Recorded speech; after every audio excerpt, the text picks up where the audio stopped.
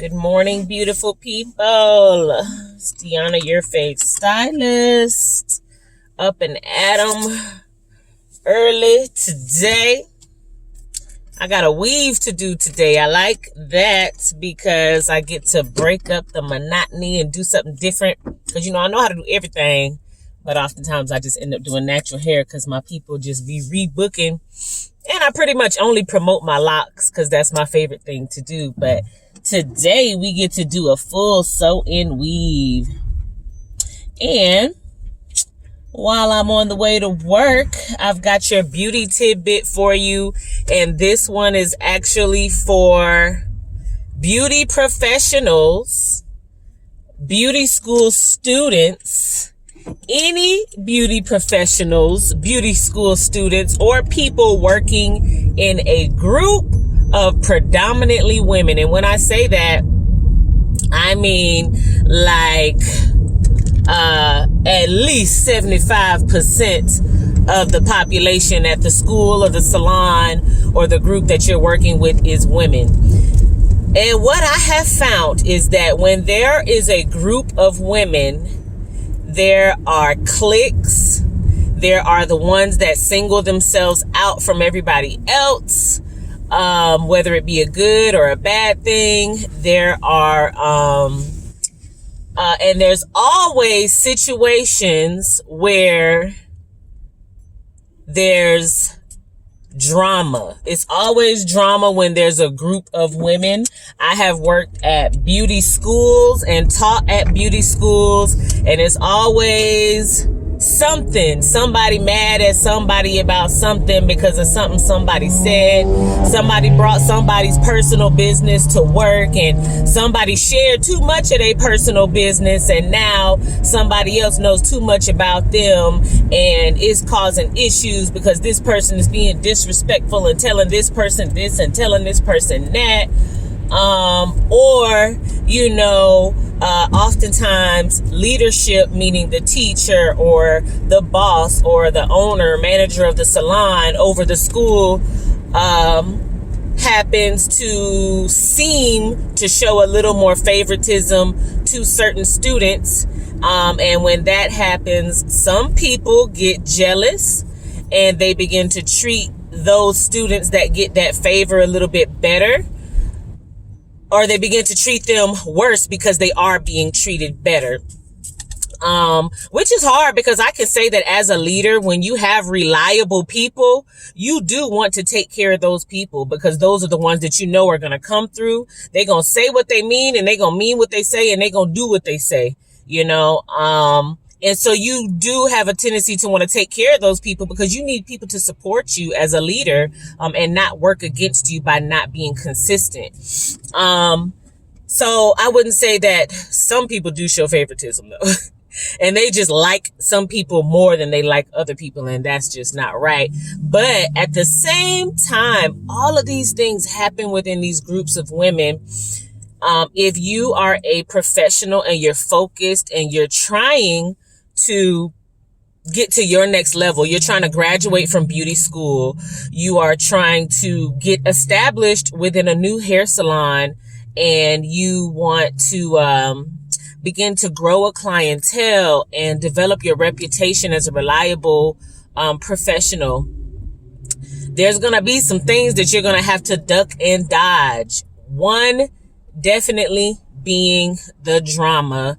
And I would love to say that, there is not drama in groups of women, but it is the truth. And that's just all there is to it. There's always one or two. I've seen situations where one bad apple will spoil the bunch by being upset with the owner and then trying to persuade everybody else to be upset with the owner just strictly out of jealousy. I've experienced that. I can count on my hand at least 3 or 4 times because I'm a young business owner. So oftentimes the women that I hire are either older than me or they're my age and younger. And with someone that is insecure in themselves, they look at me as somebody as, having the things that they should have, and it begins to cause problems with us. There's even issues with fraternization. You could be a boss or a leader, or even, an employee or one of the students or something, and you guys make the mistake of hanging out and becoming best buddies outside of work, which, give and take, there are some situations where that will happen, but there are some situations where you'll meet certain people. I know personally as a leader where I already know, we don't need to be kicking it after work, because some people can't handle being your friend outside of business hours and then being reprimanded by you whenever business hours are in, because most people, it's like, you my friend. In their head, it's like, you're my friend, so you shouldn't tell me when I do something wrong. You know what I'm saying? They don't know how to separate business from pleasure. And it's hard to tell when people can handle, or if they're mature enough to handle separating business from pleasure. And so it's just easy just to stay away from it. If you are a student or an employee of some sort that feels like your friends should not be able to reprimand you or tell you that you're doing something wrong, you may be one of those students or employees that does not need to hang out with your boss or your team manager after hours, because they're still going to have to do their job the next day. If you're a leader and you're going to feel uncomfortable having to hold someone accountable because you guys went out and had drinks last night, maybe you shouldn't be hanging out with them. Trust me, got me in a lot of trouble, a lot of uncomfortable conversations, and a lot of uncomfortable situations. And it also made me seem as though I was showing favoritism. I go out and I sing and stuff, and I would invite my stylist to come out and see me sing and hang out and stuff like that. And they got to see a different side of me, a more relaxed Miss D. And when that happens, I don't think people purposely lose respect for you, but the line between professionalism and business gets blurred. It really, really does. Which is okay for you guys to hang out, but it's more like it shouldn't be a consistent thing, okay? Another thing that comes up within groups of women working in these environments is just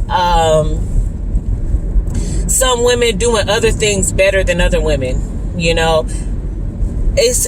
just sucks that it's like that, because some women may be great on their customer service, and some women may not be, and everybody has a strong point and a weak point, and some people see another person's weakness and they just look at it for the weakness that it is. They don't see how they can help that person develop. They don't see how that person is beneficial to them.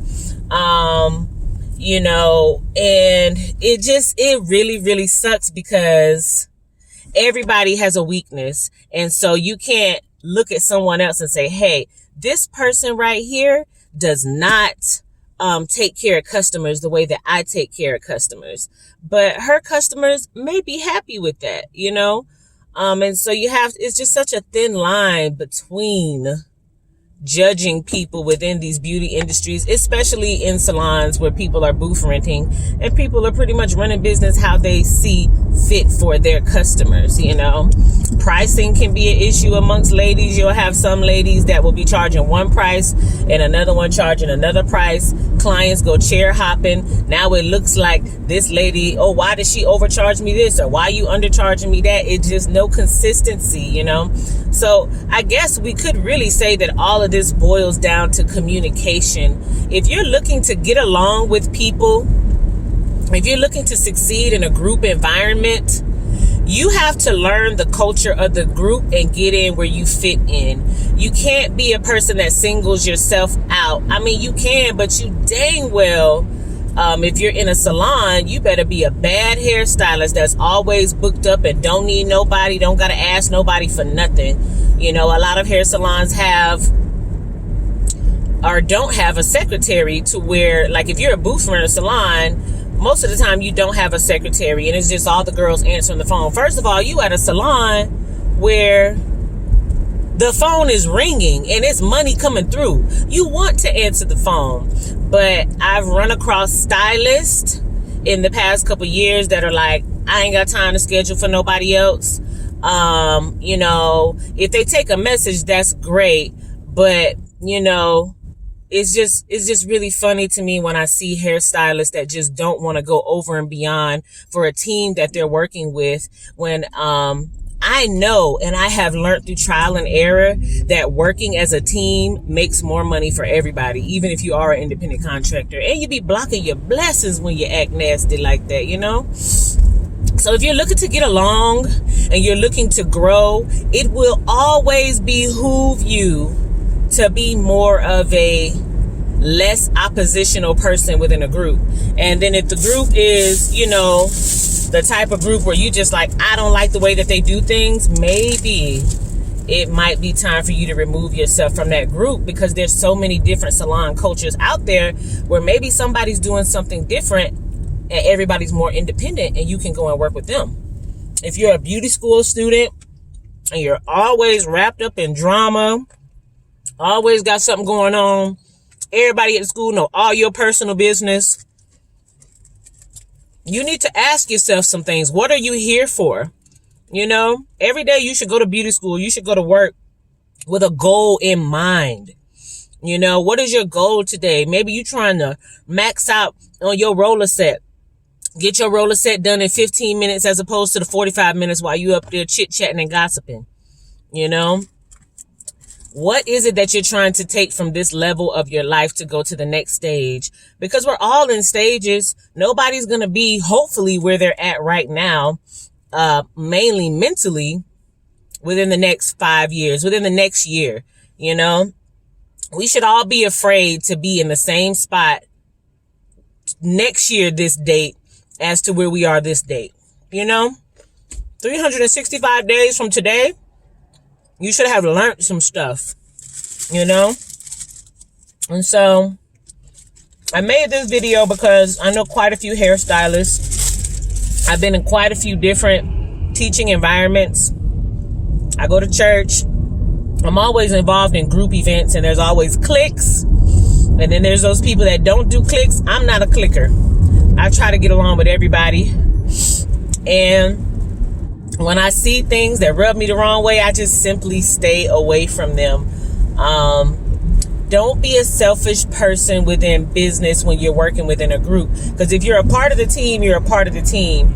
If you happen to be a part of a team that you just don't like and you just have to push through it, like beauty school, because I don't know what it is about beauty schools, but I've been in some beauty schools to where leadership trickles down, and because leadership is showing favoritism to certain girls or guys, then it does kind of cause problems. And so that goes back to what I said on my video yesterday, is like, you got to keep everything black and white when you're in leadership. Everybody gets the same treatment. If this happens, this is what's going to happen, and that's all it is. And you guys can talk about sprinkles and butterflies after business is handled, but business has got to be handled first, because at the end of the day, you guys only know each other because of business, because of beauty school. If you didn't go to beauty school, if you didn't decide to work at this salon, you wouldn't even know this person. So you got to keep the bigger picture in mind. Is this situation, this drama, this problem, this problematic person, is this person keeping me from taking my career to the next level? Is it keeping me from mentally growing as a person? And if it is, you need to find a way to separate yourself from it, whether it be a team that you're a part of, whether it's at a beauty school and it's a certain clique of girls that you were hanging out with. There are ways to get around drama. I seem to maneuver through it all the time. If you're a person that commits to stuff, keep your commitments. Be honest. Openly communicate. Don't be one of those people that say something behind people's back, but you're not strong enough to say it to that person's face. That is always going to cause you to have drama in life. I don't care who you are. If you don't have nothing nice to say, don't say it. But if you do have some things that are unpleasant to say, You need to be able to say it to the person that you need to say it to so that y'all can work through it. And so that you guys can actually develop and grow instead of just staying stuck and staying mad. Because when people harbor those negative feelings and stuff like that, it just turns into nastiness. It just gets really, really ugly. And I've been a part of it before, where you can walk into a break room in a salon or a beauty school and you can cut the tension with a knife. Okay.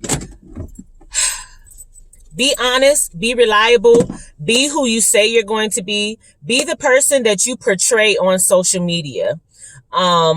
Be open, be transparent. Don't be a person that lies. Don't be a person that gets off on other people getting hurt. If you can do these things and keep your head in your books and always continuously be learning, you don't have time for drama, okay? So until the next video, y'all stay blessed. I am at the shop now and I've got to go get ready for my full weave.